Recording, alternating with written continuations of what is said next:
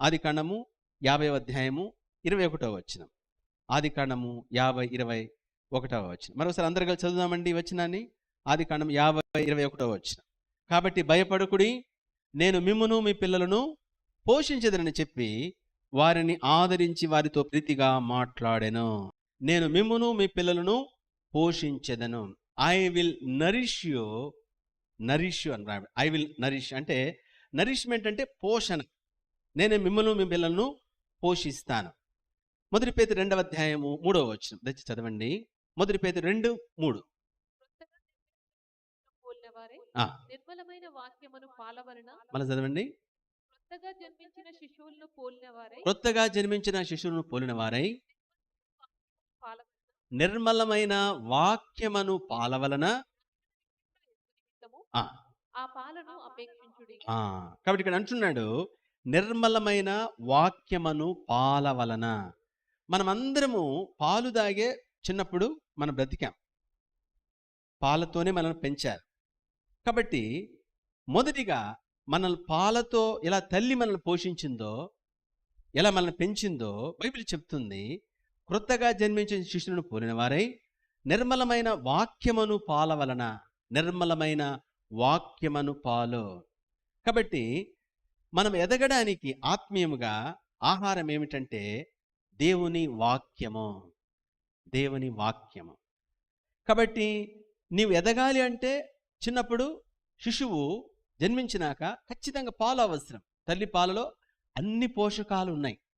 ఒక తల్లి పాలు లేకపోతే ఏదో ఒక పాలలో పాలు పట్టిస్తారు. ఎందుకంటే అతను ఆ బిడ్డ అది జీర్ణం చేసుకోవాలన్నా, అది వంట పట్టాలన్నా, బలపడాలన్నా, లేకపోతే పోషణ అంటే పాలే. పాలకు మించింది లేదు. కాబట్టి బైబిల్ చెప్తుంది.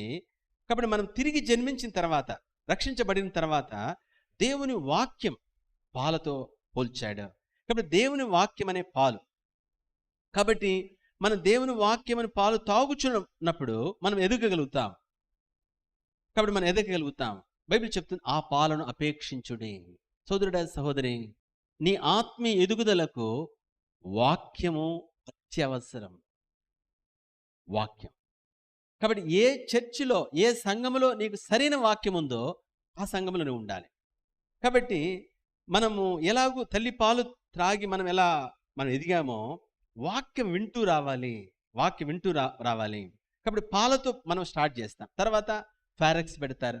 తర్వాత ఆ విధంగా ఏదో నెయ్యితో అన్నం ఏదో చాలా మెత్తగా చేసి మళ్ళీ పెడతారు. నెమ్మది తల్లికి తెలుసు. కాబట్టి అంటే నువ్వు ఏ స్టేజ్కి ఎదగాలో, అంటే వయసు పెరిగిన కొలది, నెలలు పెరిగిన కొలది నీకు పెంచుతా వస్తుంది. ఇంకా బాగా ఎదిగిన తర్వాత బలమైన ఆహారం. కాబట్టి పౌలు కూడా అంటాడు ఏమిటంటే, మీరు సరైన ఆహారం పెట్టడానికి వీలు లేకుండా ఉన్నారు. అంటే లోతైన ఆహారం పెట్టాలంటే, అంటే బలమైన ఆహారం ఇవ్వాలంటే మీరు డైజెషన్ చేసుకునే పరిస్థితిలో ఉన్నాడంటారు. సరే, మొత్తానికి ఏమిటంటే క్రమక్రమంగా పెంచుకుంటూ వస్తారు ఆహారాన్ని. క్రమక్రమంగా మొదటిగా పాలు ఆహారమే, ఫారెక్స్ ఆహారమే, మళ్ళీ ఇంకొకటి ఆహారమే, చివరిగా బిర్యానీ కూడా ఆహారమే. కానీ రాను. కాబట్టి సోదరుడ, సహోదరి, వాక్యము మనల్ని పోషిస్తుంది.